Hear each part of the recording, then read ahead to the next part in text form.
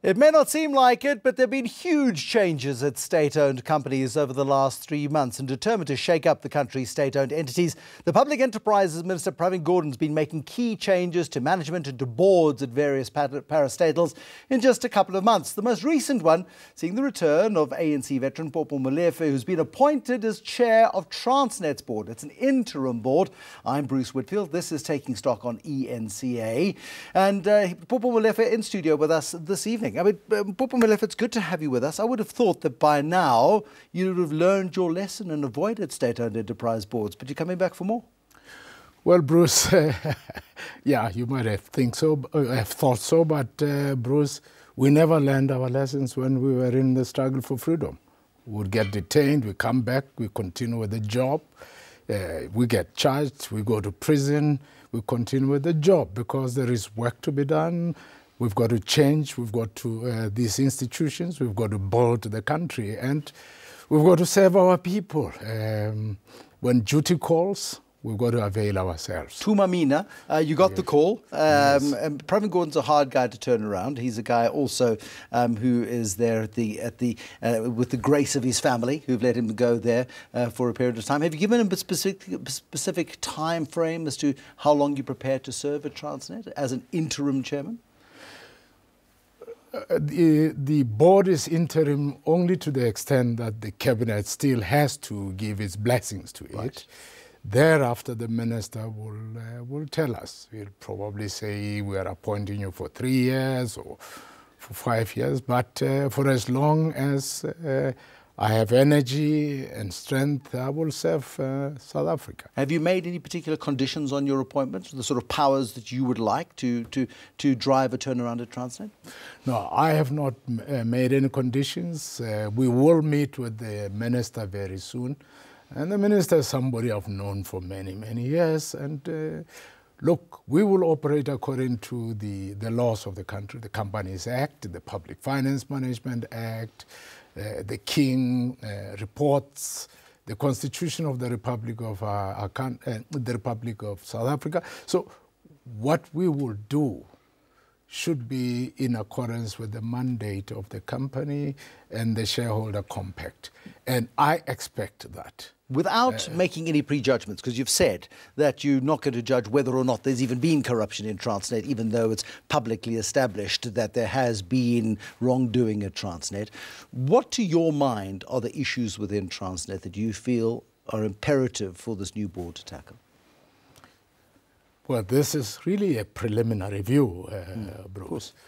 I think the key issue is really to look at issues of governance, because that is what we account for as the board.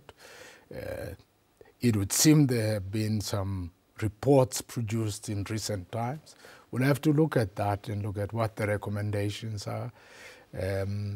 There are many other investigations that are still underway, internal and external. So this is what we have to deal with. But the priority for us would be to understand how the business operates, to build confidence and synergies between the board and the management team in the organization, because we can only raise this organization's performance to the levels of expectations that our people hold, to the extent that we have common understanding and commitment to discharging the mandate of the company. Assuming, of course, the management team remains in place. We've seen the removal of the entire Transnet board. We've seen Siyabonga Gama, the chief executive, say he welcomes the appointment of Popo Molefe as the chairman and the new board. He'd have to say that. But on his watch, we have seen some of the corruption take place. We've seen Gary Peter, the former chief financial officer, leave immediately when requested to do so by the Public Enterprises Minister. Are there some serious questions over management and its ability to run the business? Well, I don't want to make that premature judgment. It's a very important business. I saw in the statement made by Mr. Gama in the media that they have turned around the business, they are doing well.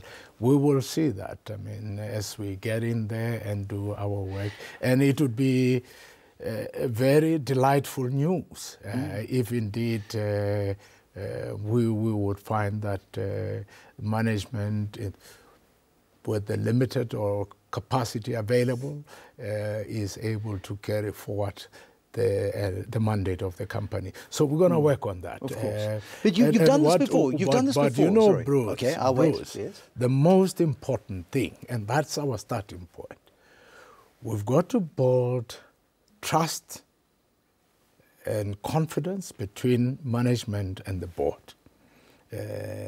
And when we talk to them, we're going to be talking to them on the basis of mutual respect and mutual trust. And we hope that we will not be told things that we would later discover were distorted or we were being misled. You've had that experience before. I have. 2015, you were parachuted in again as an outsider into Prasa. Yes, sir. And you found an unholy mess that was exposed in Thuli Madonsela's derailed report and a list of contracts that should never have been entered into. You stepped into the breach there. You took some strong decisions as the chairman. How do you, on day one, as the chairman of a public entity like this, with a brand new board, with no institutional knowledge, begin this process of unraveling what is true and what is not true and who you can trust and who you can't trust in an organisation as controversial as Transnet?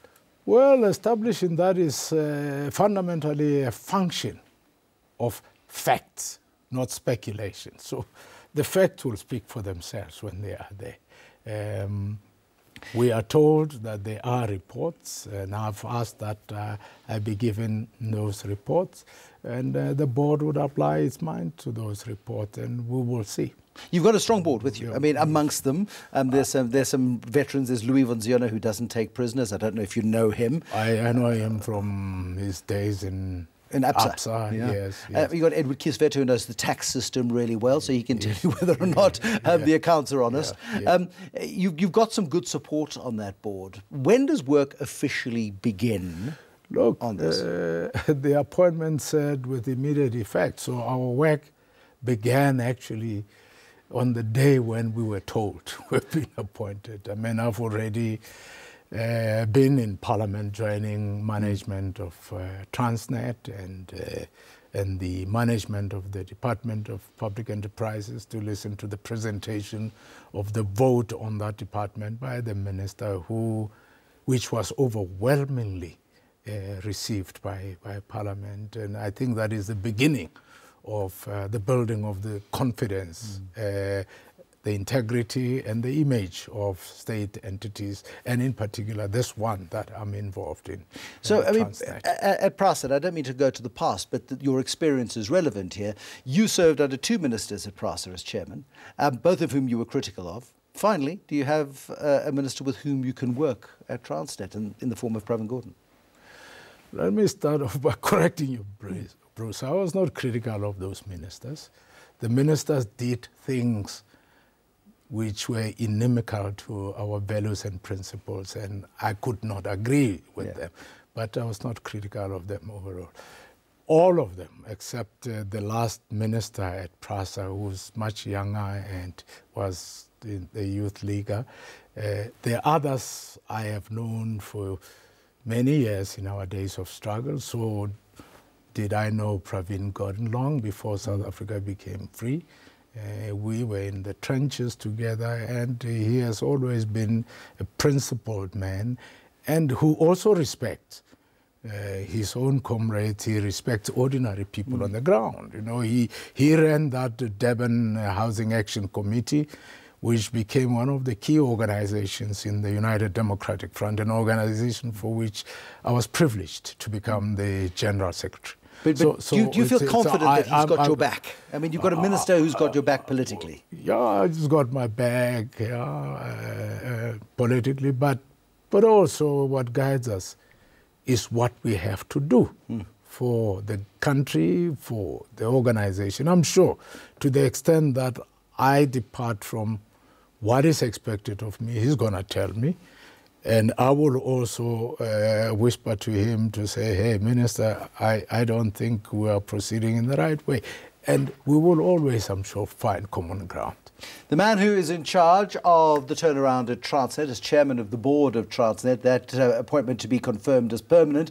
But more on this conversation after the break. Popo Molefe is our guest on Taking Stock on ENCA.